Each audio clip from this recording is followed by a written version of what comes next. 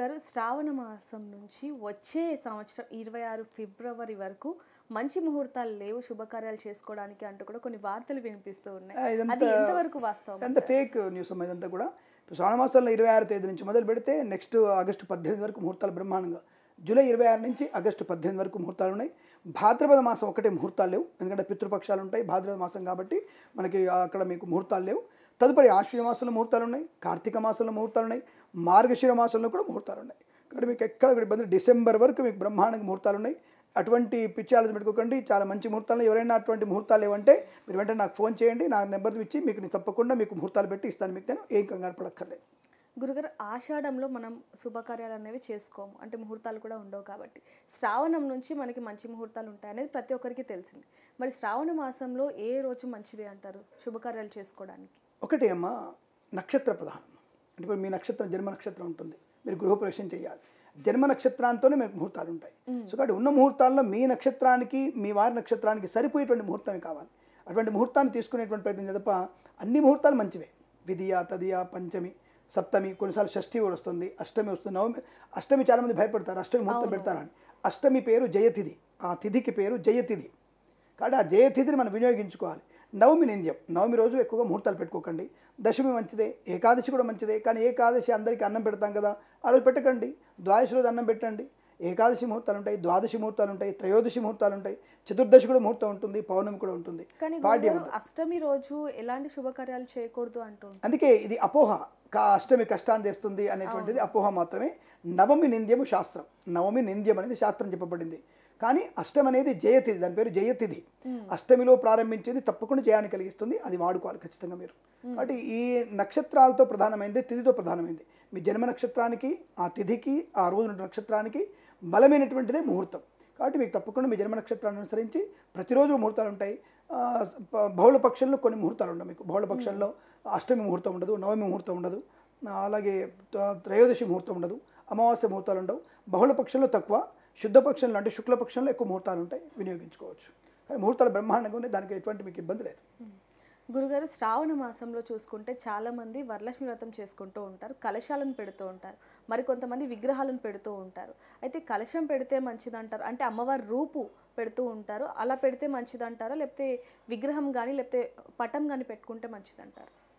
ఒకటి, social media పెరిగిపోయిన తర్వాత ప్రతి ఒక్కళ్ళు వాళ్ళ అమ్మవారిని అలంకారం చేసుకొని ఒక బిందె పైన ఒక మంచి చిన్న బిందె, ఆ చిన్న బిందె మీద చిన్న కలశం పెట్టి అమ్మవారి ముఖాన్ని పెట్టి అందంగా జడ వేసి బంగారం పెట్టి ముక్కెర పెడుతున్నారు, ముక్కులు పెడుతున్నారు, అమ్మవారికి కొబ్బరి పెడుతున్నారు, అలాగే అమ్మవారికి అనేక అలంకారం చేస్తున్నారు.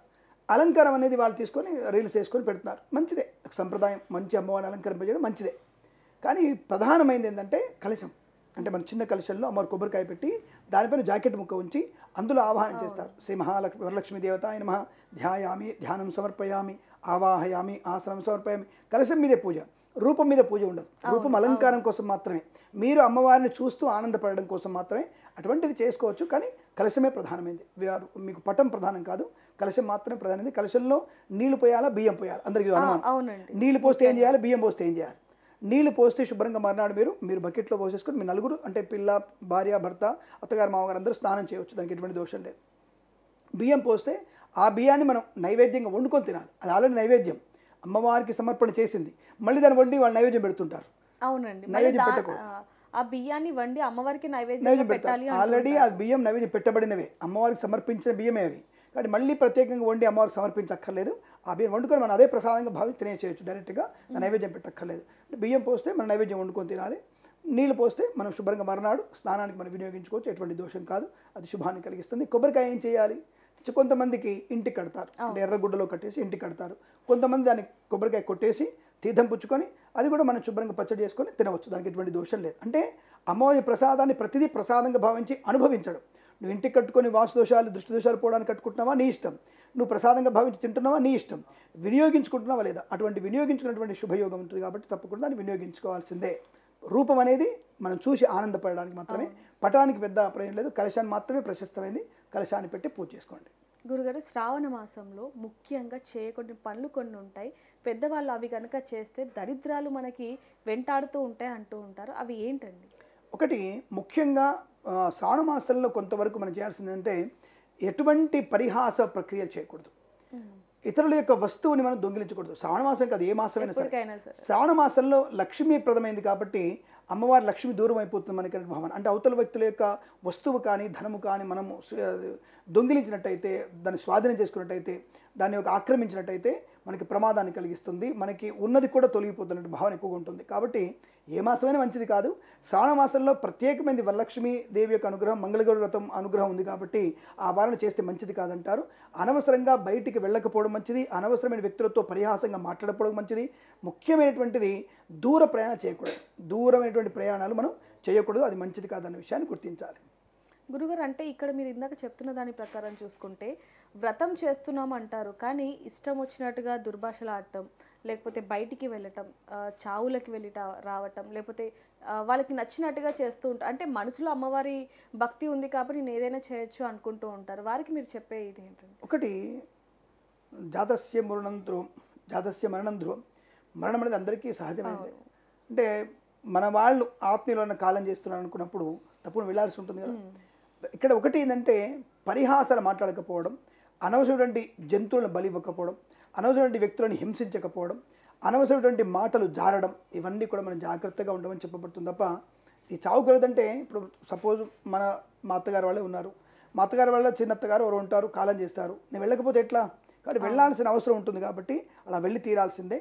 అంటే అనవసర పరిచయం లేని వాళ్ళవి, అంటే ఎక్కడో ఫ్రెండ్ వాళ్ళ అమ్మ పోయింది అలా వెళ్ళాల్సిన అవసరం లేదు. కేవలం మన ఆత్మీయులు పోయినప్పుడు పరామర్శించడానికి వెళ్ళాల్సిన ప్రయత్నం చేయాలి తప్ప ఇంకొకటి ఏం లేదు.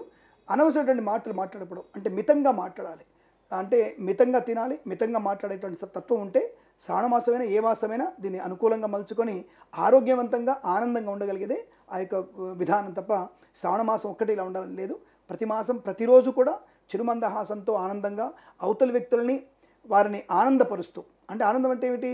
ఒక్కొక్క మాటల ద్వారానో చేతుల ద్వారానో ఆనందపరచాలి తప్ప అవతల వ్యక్తికి ఇష్టమైన దాన్ని చేసి మనం ఆనందపరచలేం. కాబట్టి అటువంటి వ్యక్తులు కాకుండా మానసికమైనటువంటి మాటలతోని వాళ్ళ అభ్యున్నతికి మనం పాటుపడేటువంటి ప్రయత్నం చేస్తే తప్పకుండా శ్రావణ అమ్మవారి అనుగ్రహాన్ని పొందుకోవచ్చు. గురుగారు, ముఖ్యంగా చూసుకుంటే శ్రావణ మాసంలో ప్రతి శుక్రవారం కూడా ఉపవాసం ఉంటూ ఉంటారు. అంటే వ్రతం అంటే వరలక్ష్మి వ్రతం రోజే ఉపవాసం ఉండాలా, లేకపోతే మిగిలిన అన్ని శుక్రవారాలు కూడా ఖచ్చితంగా ఉపవాసం ఉండాలి అంటారు? ఉపవాస ప్రక్రియ అనేదమ్మా సైన్స్ ప్రకారంగా చెప్తుంది. ప్రతి మాసం కూడా 4 ఉపవాసాలు ఉండాలి మనం. అందులో 2 ఏకాదశులు ఉంటాయి, ఒకటి మాస శివరాత్రి ఉంటుంది, ఒకటి సంకష్టహర ఉంటుంది. ఈ 4 రోజులు తప్పకుండా మన ఉపవాస ప్రక్రియ అంటే నిరాహారంగా ఉండాలి. సైన్స్ కూడా అదే చెప్తుంది. వారంలో ఒక రోజు కనుక బాడీలో మనం ఏం తినకుండా ఉంటే తెల్ల రక్త కణాల వృద్ధి ఉంటుంది, ఎర్ర రక్త కణాల వృద్ధి బాగా ఉంటుంది, లోపల అనేక రకాలైనటువంటి సూక్ష్మ క్రిములు అంటే బలహీనమైనటువంటి తత్వాన్ని ఇబ్బంది పెట్టేటువంటి క్రిములు నశించి మంచి క్రిములు బయటికి ఉత్పన్నమవుతాయి. కాబట్టి నక్తం ఉండమని చెప్పి సైన్స్ కూడా చెప్తోంది. ఈ సైన్స్ చెప్పే కంటే ముందే మహాశివరాత్రి రోజు నక్తము సంకష్టరని మన వాళ్ళు ఎప్పుడో చెప్పారు. అంటే అలా ఉండడం వల్ల చైతన్య స్థితి బాగా ఉంటుంది, బుద్ధి వికాసం బాగా ఉంటుంది. కాబట్టి నక్తం అనేది ఉండాలి. ఆల్రెడీ మనకి ఏకాదశులు మనకి సంకష్టాలు ఇవన్నీ వస్తున్నాయి మన అదృష్టం కొద్దీ. దాంట్లో మళ్ళీ ఈ 4 వారాలు 5 వారాలు నక్తముగా ఉండాలి, ఉపవాసంగా ఉండాలంటే కష్టం. కాబట్టి వరలక్ష్మి వ్రతం రోజు చేసుకునే రోజు మాత్రమే పూజ అయ్యేంత వరకు, ముత్తైదువులు భోజనం చేసేంత వరకు, బ్రాహ్మణుడు భోజనం చేసేంత వరకు మీరు నక్తంగా ఉండి తర్వాత భోజనం చేయాల్సిందే. కాబట్టి వరలక్ష్మి వ్రతం ఎలా మీరు నక్తంగా ఉంటారు? మీరు లక్ష్మీదేవికి నైవేద్యం పెట్టి మనం తప్పకుండా ఒక ముత్తైదుకి అన్నం పెట్టి మనం భోజనం చేయాలి కదా. కాబట్టి వరలక్ష్మి వ్రతాలలో నక్తం అనేది ఏం లేదు. కానీ పొద్దున్న నుంచి వ్రతం అయ్యేంత వరకు మాత్రం నిరాహారంగా ఉండదు. కేవలం టీ కాఫీ లేదంటే మంచినీళ్ళు లేదంటే పాలు తాగి ఒక 2 పళ్ళు తిని మాత్రమే ఉండాలి తప్ప మీరు పూర్తిగా మీరు అన్నం తిందాం, టిఫిన్ చేద్దాం, గారెలు వేసుకుంటాం, బూరెలు వేసుకుంటాం మాత్రం తినకూడదు. ముత్తైదువికి బ్రాహ్మడికి వాయనం ఇచ్చిన తర్వాత మీరు భోజనం చేయాలి. అత్తమామలకి పెట్టి భర్తకి పెట్టి ఆ తర్వాత మీరు భోజనం చేయాలి. అది విధానం. అలా చేస్తేనే మనకు ఆరోగ్యవంతమైన లక్షణం ఉంటుంది, అమ్మవారి అనుగ్రహాన్ని పొందుకోవచ్చు. గురుగారు, ముఖ్యంగా శ్రావణ మాసంలో పఠించాల్సిన మంత్రం ఏంటండి? ఒకటి, ప్రతిరోజు కూడా ఎవరైతే లక్ష్మీ అష్టోత్తరాన్ని చదువుతున్నారో, ప్రకృత్యై నమః, వికృత్యై నమః, శ్రద్ధాయ నమః, విభూత్యై నమః, ఇలా ఎవరైతే లక్ష్మీ అష్టోత్తరం చదువుతున్నారో వారికి లక్ష్మీప్రదం. రెండవది, వీలైంది సాయంకాలం పూట ప్రతిరోజు శ్రావణ మాసంలో లలితా సహస్రనామ పారాయణం ఎంత భక్తిగా మీరు చేయగలిగితే మీతో పాటు అది విన్న వాళ్ళందరికీ కూడా లక్ష్మీప్రదం ఆనందమయంగా ఉంటుంది. దానివల్ల మనతో పాటు అందరికీ, మన వీధుల వాళ్ళకి కూడా లక్ష్మీ స్థిరంగా ఉంటుంది. దానివల్ల ప్రయోజనం ఉంటుంది. ఎప్పుడైతే మనము లోక కళ్యాణం కోసం పాటుపడుతున్నాము, ఎవరైతే ఇతరుల కొరకు మనం కూడా పూజిద్దాం అనుకుంటున్నామో వారింటో లక్ష్మీదేవి స్థిరంగా ఉంటుంది. ఫస్ట్ ఎందుకంటే 10 మందికి సేవ చేయాలని తపన ఉంది కదా, నీకు ఆ తపన కోసం నువ్వు ఖర్చు పెట్టాలిగా. ఖర్చు పెట్టాలంటే నీకు అమ్మవారు ఉండాలిగా. అందుకని నువ్వు లోక కళ్యాణం చేసేటువంటి పనిని సంకల్పం పెట్టుకుంటే, పరులు కూడా బాగుండాలని కోరుకుంటే నీకు లక్ష్మీ వృద్ధి పొందుతుంది. అకస్మాత్తుగా చేసి అయ్యో నాకు ఇది కావాలి అక్క నాకు వదిన నాకు ఇది కావాలన్నప్పుడు తీసి 1,00,000 రూపాయలు ఇవ్వగలిగేటువంటి శక్తి నీకు ఉండేటువంటి స్థితిని అమ్మవారికి ఏర్పడుతుంది. కాబట్టి లోక కళ్యాణం లోకహితం కోసం నువ్వు లలితాపారాయణం లక్ష్మీ అష్టోత్తరం చేసుకుంటే చాలా మంచిది. ప్రతినిత్యం చేయండి. కనీసం శ్రావణ ఆశ్వీజ కార్తీక మాసాల్లో ఎక్కువగా చేయండి. అద్భుతమైనటువంటి ప్రయోజనం ఉంటుంది మీకు. For more videos like this, subscribe Big TV channel.